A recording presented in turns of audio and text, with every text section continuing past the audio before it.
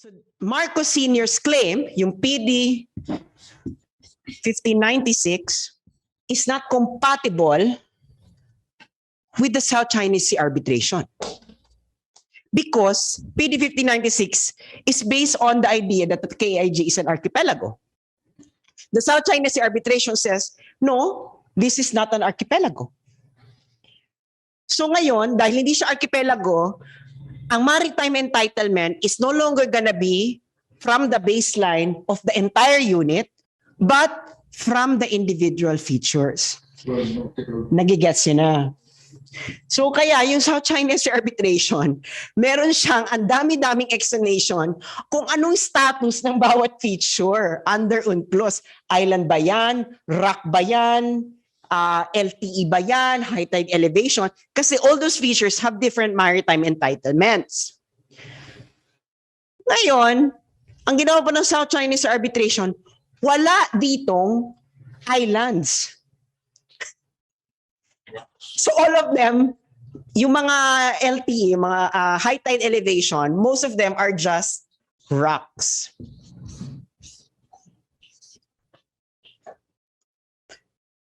So ibig sabihin,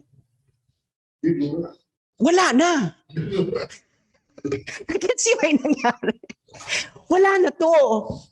Yung ano ni Marcos Sr., wala na. Hindi na siya islands. Bato na lang siya.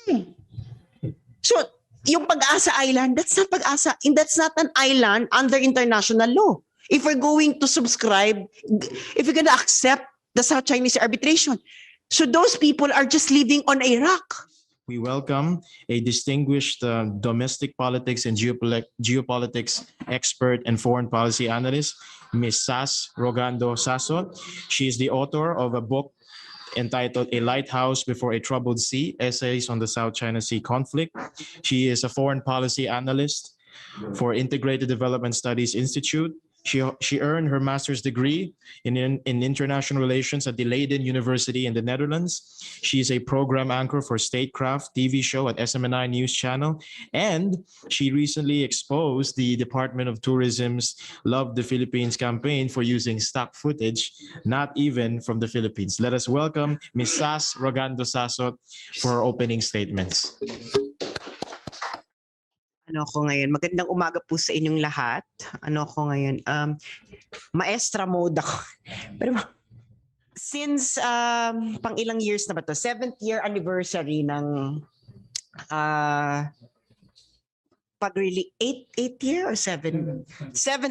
Favorite number to ni Bongbong. 7th year anniversary ng South China Sea arbitration decision. Yun din yung anniversary ko, Kamentong, ng pagiging vlogger.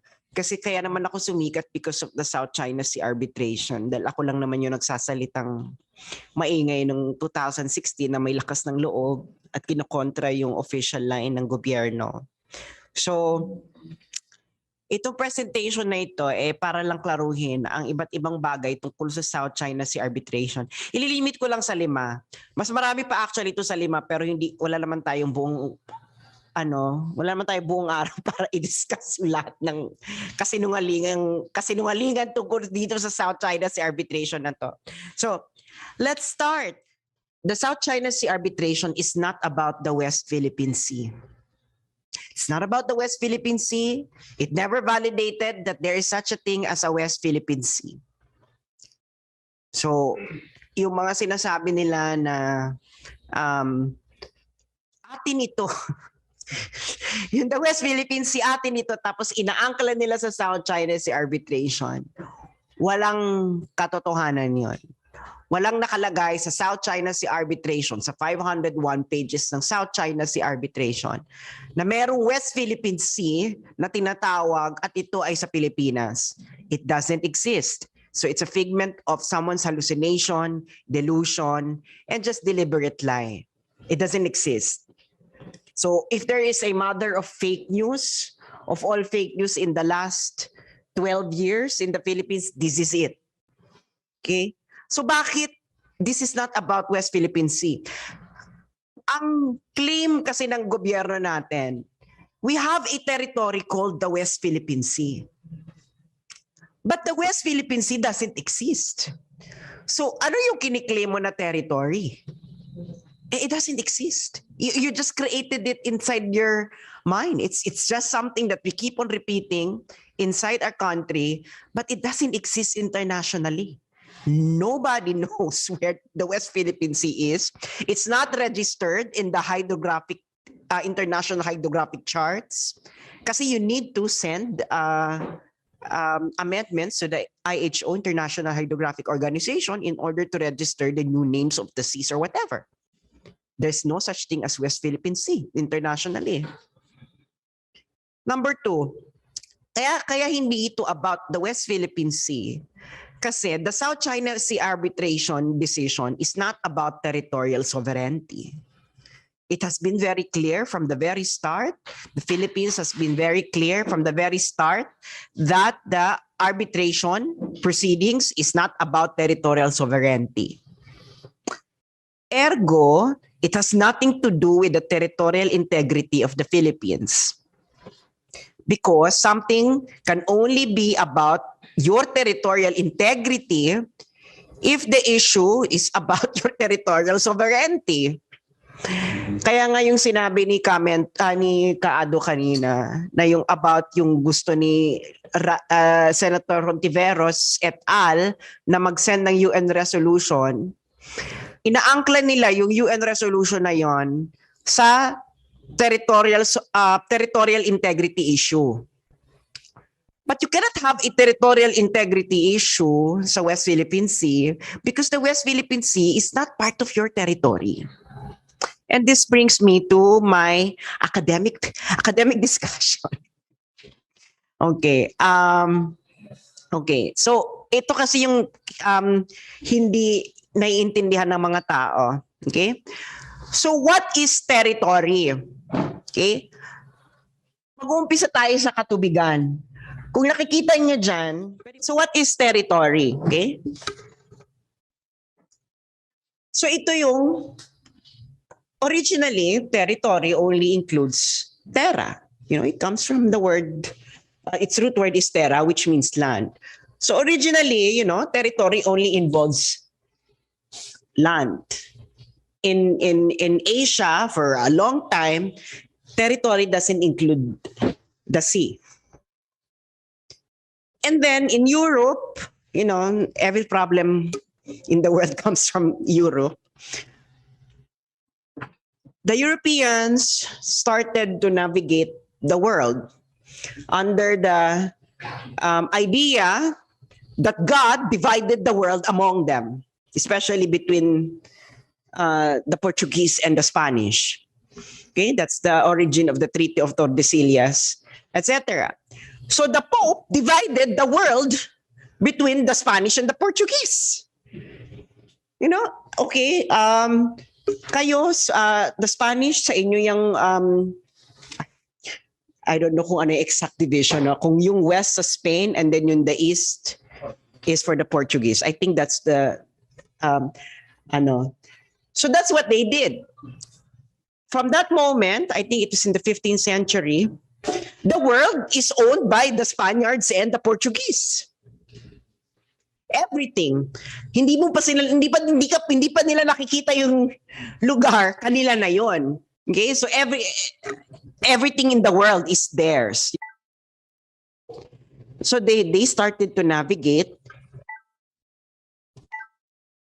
to Asia. The Portuguese was the first naval power that went to Asia. And then the Portuguese arrived in a different world order, so different from the world order of the Europeans. Because in Asia, trade was flourishing. It was the richest region in the world for a very, very long time. Europe was so poor.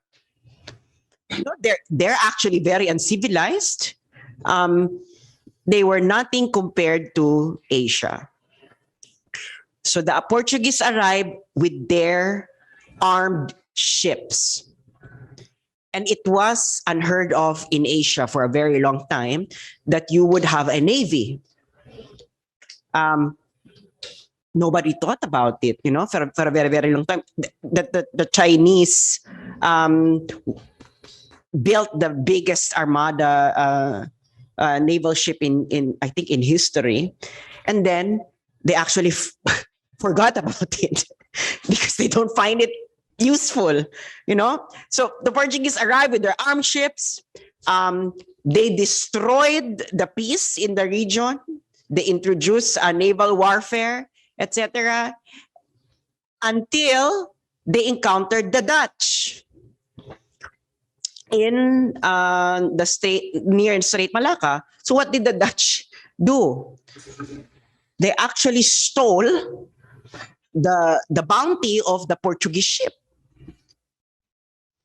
And in order to justify what the Dutch did, Hugo Grotius, the patron saint of international who kept being referred to by Carpio et al., and who happens to be some sort of a legal luminary in my university in the Netherlands. He was the lawyer who actually introduced the idea of the free and open seas. But he did it in order to justify the right of the Dutch to be in an area which was supposed to be owned by the Portuguese. So yun lang yun. So naging lawyer si Hugo Grotius ng mga pirates, and then they introduced the idea of the free and open seas. But the British didn't like the idea. They said, no, we want a part of the sea to be part of the territory of the country. So for a very long time, there's two opposing ideas in Europe.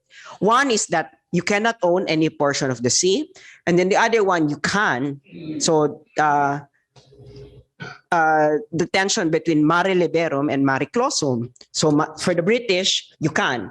For the Dutch, you cannot. So now, the Asians who didn't care about this idea suddenly cared about this.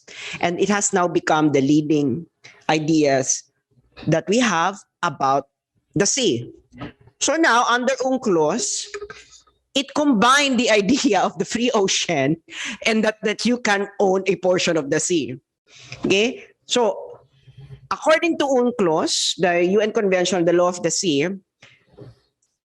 the part of the sea that is part of your territory is 12 nautical miles from your baseline. So, this is it. That's your territory. So it has to be treated as if it is land. 12 nautical miles from the baseline. After 12 nautical miles, that's no longer part of your territory.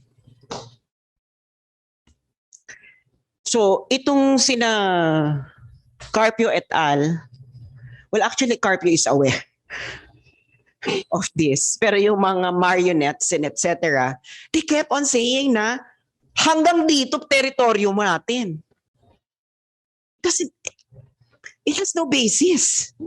No, parang nag-imbento tayo ng konsepto sa international law. It has no basis. So saan ngayon nagtatapos ang teritoryo ng Pilipinas? And this is very important to emphasize kasi I don't think Filipinos know where the territory of the Philippines end. So this is actually the mapping of the territory of the Philippines according to the archipelagic baseline law. Okay? So, of course, you have to define your baseline para malaman mo yung territorial sea. So, itong first line na ito, I think this is violet or indigo. This is the baseline of the Philippines. Yang pink na yan, the second line, that's the extent of our territorial sea. So our territory ends there. Now, asan yung tinatawag na Kalayaan Island Group? It's outside the territorial sea of the Philippines. So ngayon, kaya hindi ko maintindihan pag sinasabing, oh, we need to defend our territory. Nasaan ba yung mga sinasabi ninyong invasion? Nandito ba? Nasa labas. So what is being invaded? So that's another lie that's being implanted on us, especially by the Americans, huh? Because maybe the Americans wanted us to forget that they are actually the ones who invaded us and stole 7,107 islands, and they haven't even paid us any reparation for their theft. And then when they returned what they stole, they called it Friendship Day. Can you imagine? We celebrate it as Friendship Day. Kagaguhan. Di ba? Ganyan gago ng mga Amerikano. Una, ninakaw nila. Tapos, nung umalma yung mga ancestors natin, pinagpapatay nila. Almost 1 million. And then, sinabi nila, this is for your own good. Kaya tama yung skit dito. Sabi nila, this is for your own good. And then, nung finally, nung ginrant nila yung Independence Day, we celebrate it as Friendship Day. So parang may akyat bahay na pumunta sa bahay mo, ninakaw yung bahay mo, pinatay lahat ng pamilya mo, tapos nung ibinalik yung bahay mo, nag-request pa na gagawin pa rin naming operational base yung bahay mo para sa aming krimen. Pero this is an act of friendship. Di ba?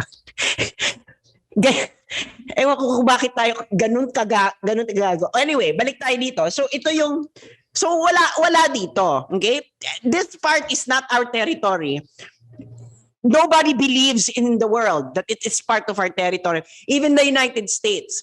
That's why the MDT of the United States, when they invoke it on issues of West Philippine Sea, they only say that the MDT will be activated if vessels, ships, etc. of the Philippines were attacked. Yun ang kanilang sinasabi. Hindi nila sinasabi, di ba, na if China invades Pag-asa Island, the MDT will be activated. No, they will never say that because the MDT, when it was negotiated in the 1950s, the territory of the Philippines only ends here. Actually, there's a trench here, Palawan Trench. It only ends there. Yung Kalayaan Island Group, it's a 1978 invention. So can you imagine an MDT in the 1950s considering na ang territory ng Pilipinas doon doesn't include anything that we are now claiming as territory will suddenly be applicable? Sino nakaisip nitong mga ganitong konsepto? So, that's the territory of the Philippines. That's it. Next slide. So, asan ba ako? So, third, the South China Sea Arbitration did not resolve the territorial dispute between the Philippines and China. Never. And when I say China, I'm including the People's Republic of China and the Republic of China. So the Beijing and Taipei factions of one China. And of course, our territorial dispute with Vietnam and Malaysia.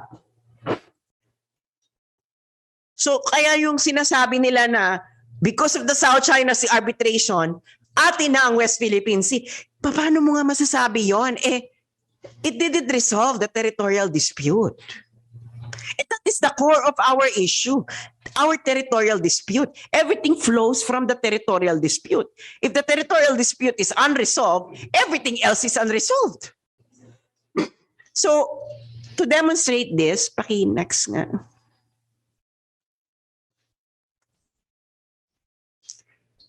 This is the division of territorial holdings of the different countries na nag-aaway-away dito. So, Vietnam has 20. Philippines has 8. People's Republic of China has 8. Malaysia has 3. And then ROC, Taiwan, has 1. So,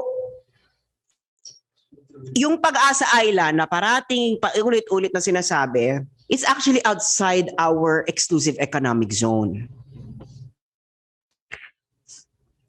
Ngayon, ang dami nating kaaway.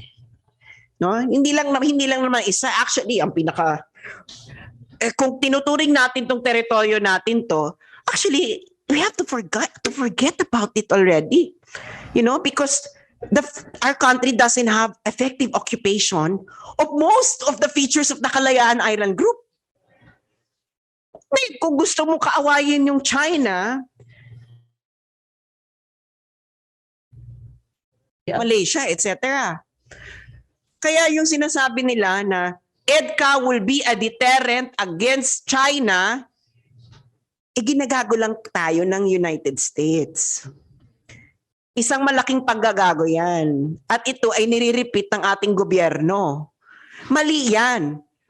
Kasi noong nagkaroon ng 20 ang Vietnam, noong nagkaroon ng 8 ang China, may permanent bases ang United States sa Pilipinas. So ibig nilang sabihin, yung permanent military bases ng Amerika na pinakamalaki sa mundo nung panahon, di ba, it was the largest in the world, wasn't able to stop Vietnam. And now, this government is convincing us that EDCA, which they say is not really a military base, can actually stop China. Ano pa bang i-stop? Nakuha na nga eh. They're already like occupying everything. You know, most of the features that we are complaining about. It's already occupied by foreign countries. So there's really nothing to defend, to acquire anymore. It's already being occupied by others. Kaya nga, I don't know if you've read the news recently that Vietnam is now beefing up its militarization of its occupied features. Why? Because of the Philippines. Kasi ng United States, syempre matatakot yung Vietnam, no? Syempre, ikaw ang Pilipinas, sino bang uuna mong kakantiin? Yung mas malakas o yung mas mahina? Of course, it created a tension. No? Syempre mag-aano ang Vietnam na, well, kung kaya mong gawin yan sa China, pwede mo rin sa akin gawin. So it actually escalated the tension in this region. Ito yung ginagawa ng United States. And that is something na ayaw nilang sabihin. Di ba, sabi nila, EDCA will deter China from bullying. That was how they sold it in January. And then June, they have a new news. There's more bullying by China. Pero wait lang. Di ba nung January sinabi nyo i-deter yung bullying? Now, after several months, you are now telling us, after giving 4 more EDCA sites to the Americans, there's more bullying? So baka naman bawat region ng Pilipinas may EDCA sites sa ginagawa nung yan. Kasi di ba ganun binibenta? More EDCA sites will deter Chinese bullying. And then, may balita ka after several months na there is an increasing bullying of China. So it means your solution doesn't work. And why aren't they admitting that their solution doesn't work? Because they're clearly lying of the real reason why there are additional EDCA sites. And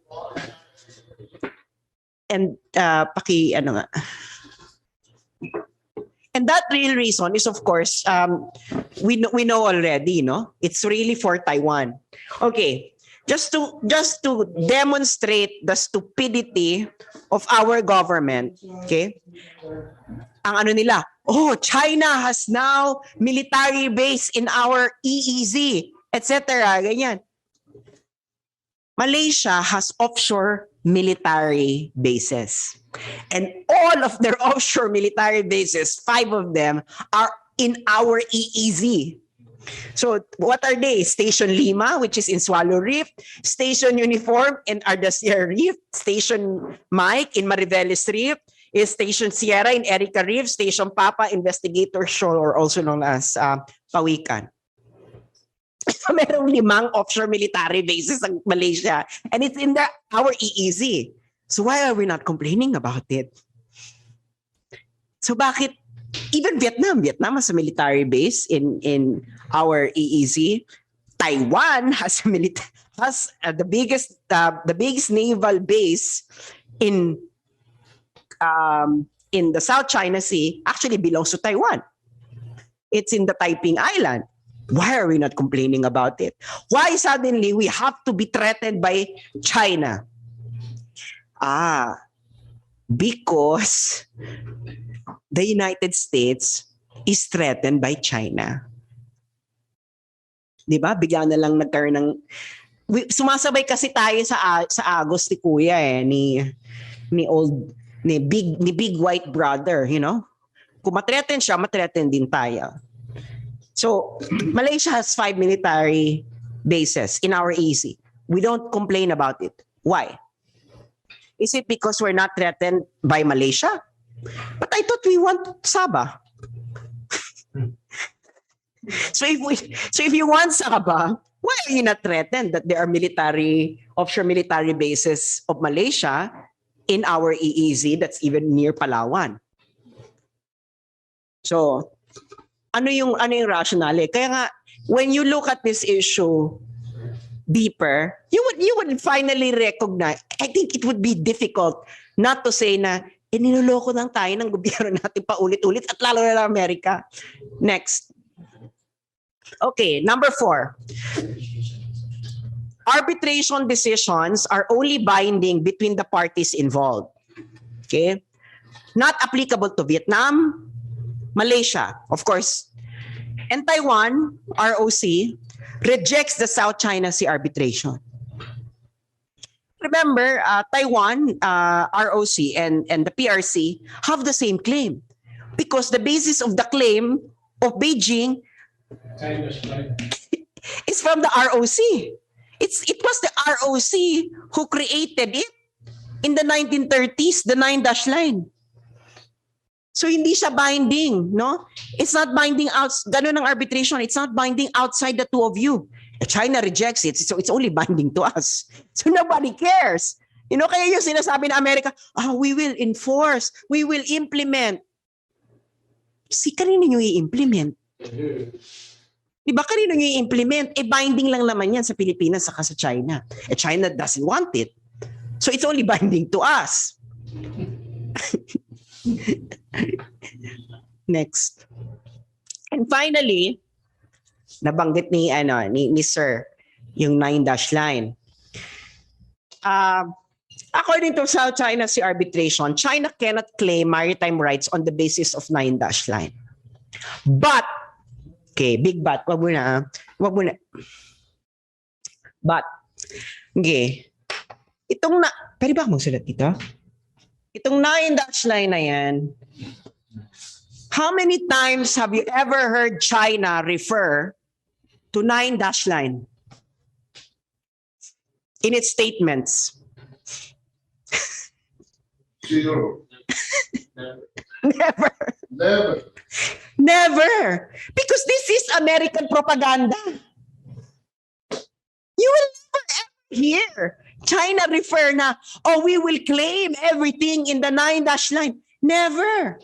Actually, China already submitted the limits of its territorial sea in the United Nations Secretariat a long time ago. And it doesn't include the entire South China Sea.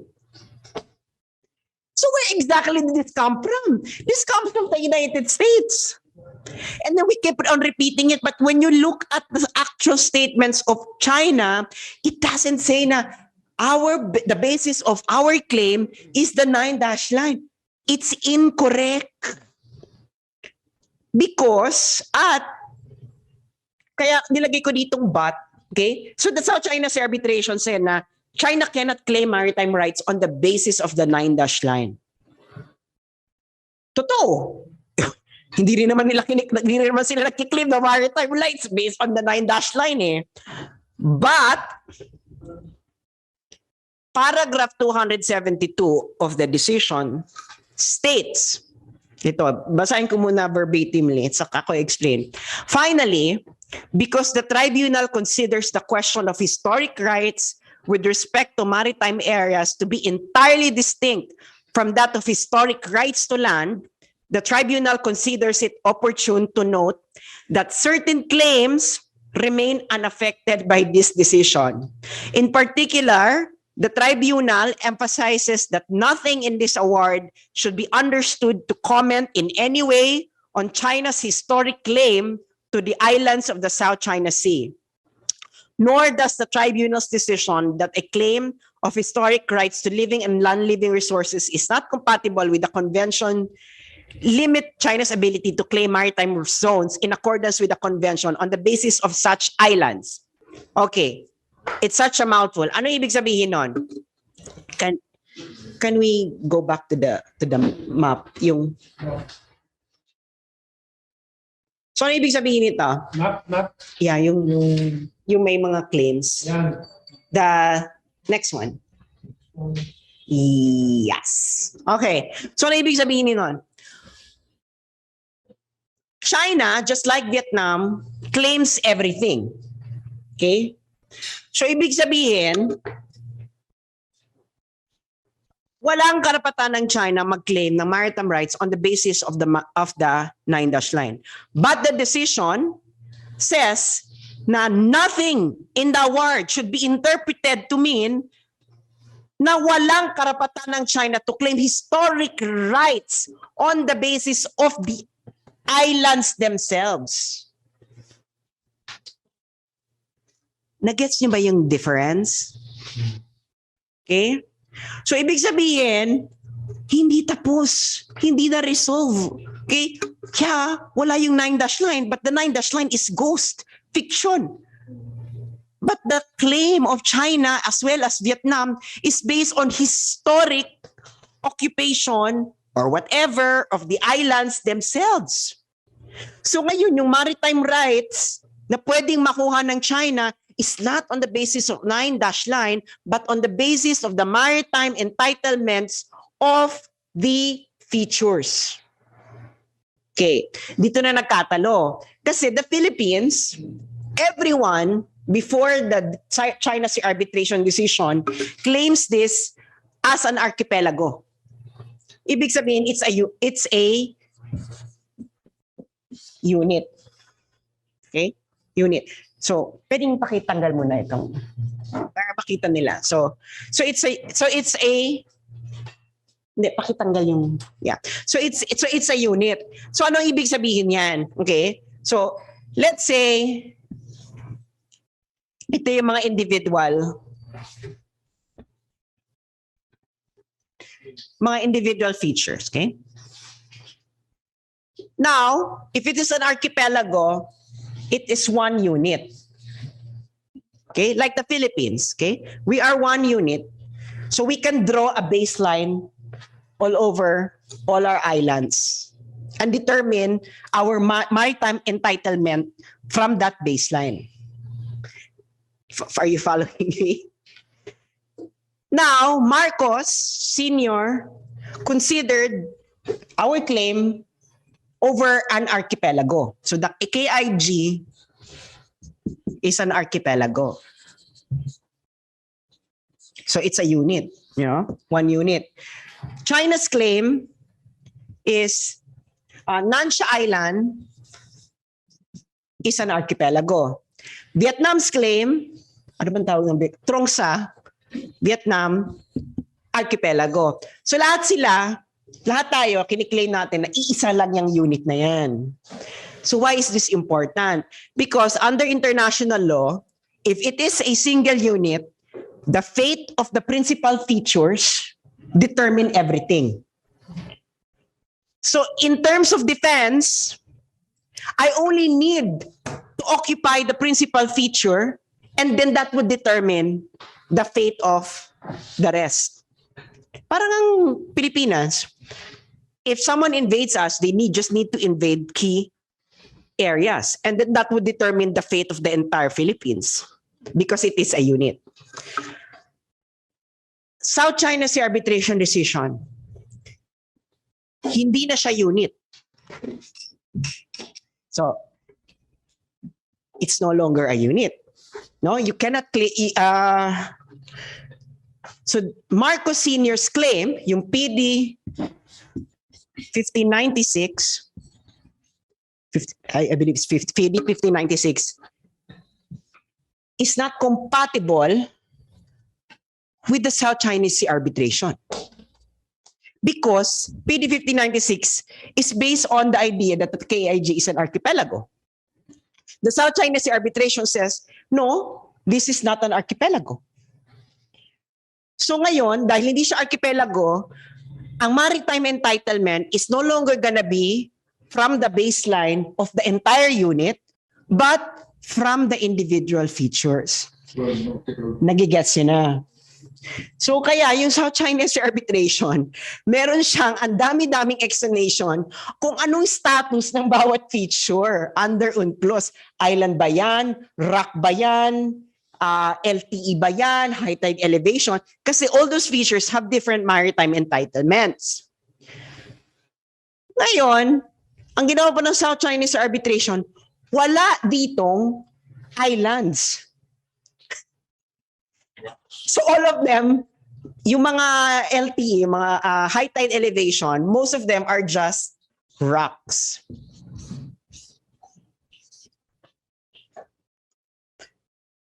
So ibig sabihin, wala na. Kasi may nangyari. Wala na to. Yung ano ni Marcos Sr., wala na. Hindi na siya islands. Bato na lang siya. So, yung Pag-asa Island, that's not Pag-asa. And that's not an island under international law. If we're going to subscribe, if we're going to accept the South China Sea Arbitration. So those people are just living on a rock. So Sass, one important question at this point. Tinatanggap ng Philippine government yung arbitration. But China is not accepting it. Vietnam is not accepting it as well. So China can maintain its position that it's an archipelago. Yes, just like Vietnam. But Pilipinas can no longer maintain. Nagets niyo ba kung bakit kagaguhan to? So ngayon, di ba, noong archipelago, binura ng mga Amerikano. Kasi sila rin ang... So, ibig sabihin nito, dati, noong Marcos Sr. time, we only need go to Pag-asa. Kasi malaki yung Pag-asa eh. Go to several. And then we defend everything. Dahil hindi na siya archipelago. You need to defend individually. So, from our side. Sinisuisin natin ang kaso natin. Oo. So you need to defend individually. Kasi hindi siya archipelago eh. So ilan yun? 20. So yung 20 ng Vietnam, para masabi mong sa iyan, you need to take individually. Napuntahin ni Junior si Senior.